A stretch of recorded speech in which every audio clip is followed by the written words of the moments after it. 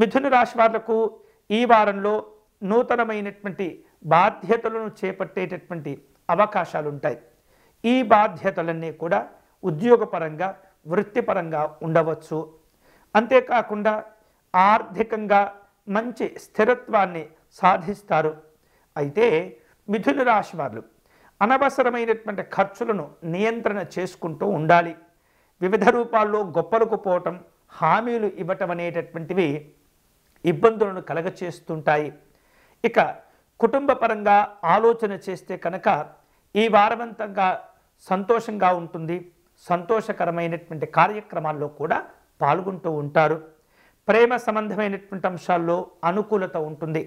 ఈ వారంలో ఈ మిథున రాశి వారు మరిన్ని శుభ ఫలితాలు పొందేందుకై శ్రీ మహావిష్ణువును పూజించటం, స్వామివారిని దర్శనం చేసుకోవటం మంచిది. వీలైతే ప్రతిరోజు కూడా విష్ణు సహస్రనామ స్తోత్రమును పారాయణం చేయటం మంచిది.